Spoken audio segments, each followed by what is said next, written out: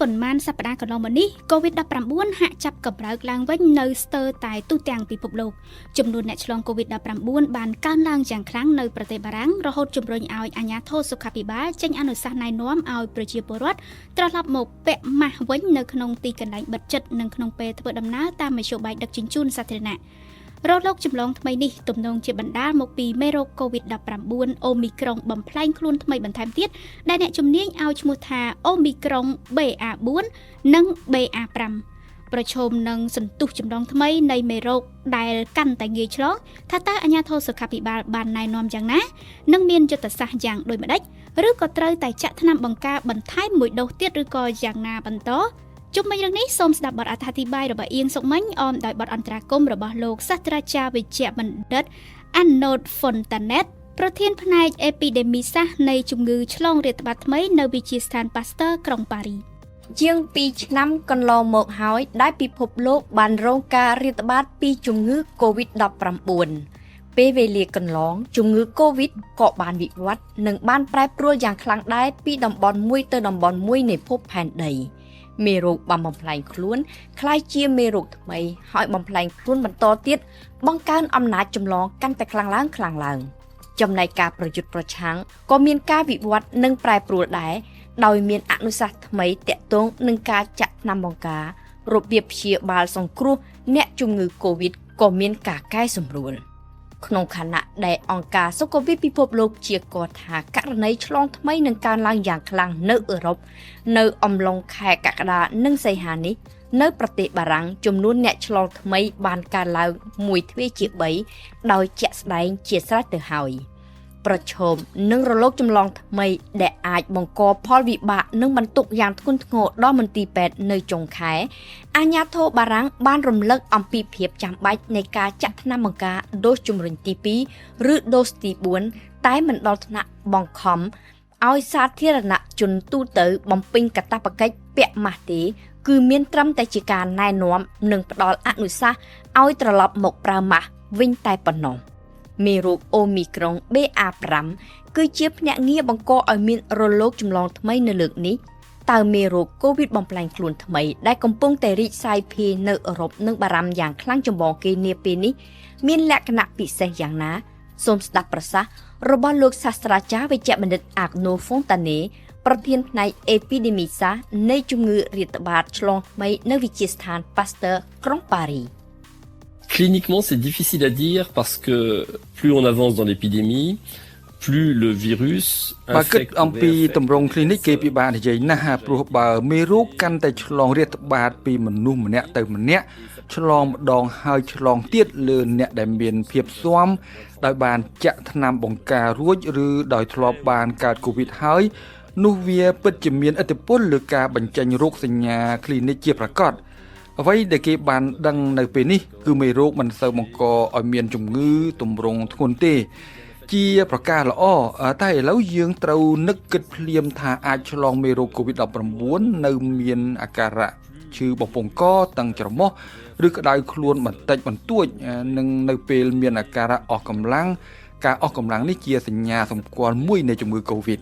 avec un peu mal à la gorge, le nez bouché, un petit peu de fièvre éventuellement et puis fatigue, la fatigue est quand même un signe évocateur.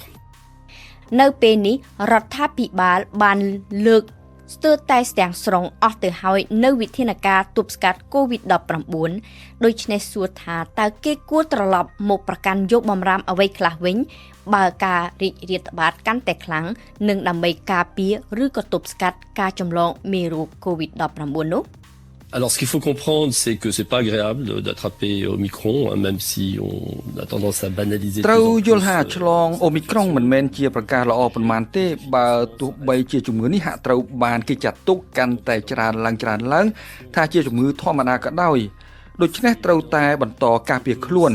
ការការពារប្រកបដោយប្រសិទ្ធភាពបំផុតគឺការពាក់ម៉ាស់បន្តមកបើនៅទីកន្លែងបិទជិតត្រូវឧស្សាហ៍បើកចំហឲ្យមានខ្យល់ចេញចូលនៅពេលវីរុសកំពុងសកម្មខ្លាំងត្រូវជៀសវាងកន្លែងដែលមានមនុស្សម្នាប្រមូលផ្ដុំគ្នាច្រើនឬប្រយ័ត្នតាមបែបផ្សេងព្រោះការជួបជុំប៉ះពាល់ពីមនុស្សម្នាក់ទៅមនុស្សម្នាក់នេះហើយជាភ្នាក់ងារនាំឲ្យមានការចម្លងមេរោគ នៅចំពោះមុខរលកចម្លងថ្មីលើកនេះយុទ្ធសាស្ត្រដ៏ចម្បងនិងសំខាន់បំផុតដែលគេគួរប្រកាន់យកសម្រាប់អំឡុងពេលនេះគឺការការពារអ្នកទន់ខ្សោយព្រោះក្រុមអ្នកទន់ខ្សោយងាយនឹងធ្លាក់ខ្លួនឈឺធ្ងន់ដល់ស្លាប់បាត់បង់ជីវិតជាងគេការប្រុងប្រយ័ត្នផ្ដោតខ្លាំងទៅលើការត្រឡប់មកប្រកាន់វិធានការការពារខ្លួនសម្រាប់មនុស្សចាស់និងអ្នកនៅជុំវិញមនុស្សចាស់មនុស្សទន់ខ្សោយនិងការចាក់ថ្នាំបង្ការដូសជំរុញទី2ការចាក់វ៉ាក់សាំងរំលឹកលើកទី2ឬត្រូវនឹងការចាក់ថ្នាំបង្ការលើកទី4អាចការពារអ្នកជំងឺផុយស្រួយបានយ៉ាងមានប្រសិទ្ធភាពមែនទែនមិនឲ្យពួកគាត់ធ្លាក់ខ្លួនឈឺធ្ងន់ធ្ងរបានជាចុងក្រោយគឺការប្រើថ្នាំព្យាបាលជំងឺ Covid ឈ្មោះ Paxlovid សម្រាប់អ្នកជំងឺអាយុលើសពី65ឆ្នាំថ្នាំនេះអាចកាត់បន្ថយគ្រោះធ្លាក់ខ្លួនឈឺចូលសម្រាប់ពេទ្យបាន1ជា10ប៉ុន្តែបារាំងប្រើថ្នាំនេះតិចតួចបំផុត divise par 10 comme avec votre risque d'hospitalisation est proposé pour les plus 65 ans et très peu utilisé en France. អរគុណលោកសាស្ត្រាចារ្យ Fontane បារាំងមិនសូវប្រើថ្នាំព្យាបាលជំងឺ COVID-19 ទេចំណែកឯយុទ្ធនាការចាក់វ៉ាក់សាំងវិញក៏មិនសូវសកម្មខ្លាំងដែរនាពេលនេះរដ្ឋមន្ត្រីក្រសួងសុខាភិបាលបារាំងទើបតែបានប្រកាសអនុញ្ញាតឲ្យចាក់ថ្នាំបង្ការ COVID-19 ដូសទី4ឬក៏ដូសជំរុញទី2កាលពីថ្ងៃទី7មេសាឆ្នាំ2022នេះទេអ្នកដែលអាចទទួលវ៉ាក់សាំងដូសជំរុញទី2ត្រូវមានអាយុចាប់ពី60ឆ្នាំឡើងទៅឬក៏ជាអ្នកដែលមានជំងឺរ៉ាំរ៉ៃមានប្រព័ន្ធការពារខ្លួនទន់ខ្សោយនិងត្រូវមានគម្លាតពីការចាក់ដូសទី3ឬក្រោយពីបានឆ្លងកូវីដហើយយ៉ាងតិច6ខែហេតុអ្វីដូសជំរុញសម្រាប់តែមនុស្សចាស់លើសពីអាយុ60ឆ្នាំនៅពេលមនុស្សចាស់អាយុច្រើនជាង60ឆ្នាំបានទទួលដូសជំរុញពួកគាត់អាចកាត់បន្ថយហានិភ័យធ្លាក់ខ្លួនឈឺដល់ថ្នាក់ចូលព្យាបាលក្នុងមន្ទីរពេទ្យនិងការស្លាប់បានដល់ទៅ 80% បើទោះបីជាហានិភ័យកូវីដបច្ចុប្បន្នទាបជាងមុនក៏ដោយនេះគឺជាការពន្យល់របស់លោករដ្ឋមន្ត្រីក្រសួងសុខាភិបាលដោយសំអាងទៅលើសេចក្តីណែនាំរបស់អាជ្ញាធរសុខាភិបាលជាន់ខ្ពស់បារាំងដែលជាបណ្ដុំក្រុមអ្នកវិទ្យាសាស្ត្រវេជ្ជសាស្ត្របានន័យថាគេកំពុងតែធ្វើដំណើរឈានឆ្ពោះទៅរកការចាក់ថ្នាំបង្ការកូវីដជារៀងរាល់6ខែឬវ៉ាក់សាំងមិនរារាំងការចម្លងមេរោគកូវីដបានទេតែវ៉ាក់សាំងអាចការពារមិនឲ្យអ្នកធ្លាក់ខ្លួនឈឺធ្ងន់ធ្ងរបានជាប្រកបសម្រាប់លោកសាស្ត្រាចារ្យ Fontane ដែលជាសមាជិកនៃក្រុមគណៈកម្មការអាជ្ញាធរសុខាភិបាលបារាំងតាមបែបវិទ្យាសាស្ត្រការចាក់វ៉ាក់សាំងត្រូវតែមានដូសជំរុញក្នុងករណី COVID-19 6ខែក្រោយការចាក់ដូសទី2យើងអាចការពារខ្លួនពីមេរោគ COVID បានត្រឹមតែ 50% ទេទល់នឹង 90% ពេលទើបចាក់រួចភ្លាមហើយនៅពេលបានទទួលដូសជំរុញឬដូសទី3កំហាប់នៃអង់ទីកការពារខ្លួនរបស់យើងបានកើនឡើង5ទៅ10ដងលើសកម្រិតអង់ទីកកាលពី1ខែក្រោយចាក់ដូសទី2រួចមានន័យថាដូសទី3ឬដូសជំរុញទី1នេះផ្ដល់ប្រសិទ្ធភាពការពារខ្លួនខ្លាំងណាស់ដោយអាចកាត់បន្ថយគ្រោះចម្លងបាន10ដងនិងគ្រោះធ្លាក់ខ្លួនឈឺធ្ងន់ធ្ងរបានដល់ទៅ20ដង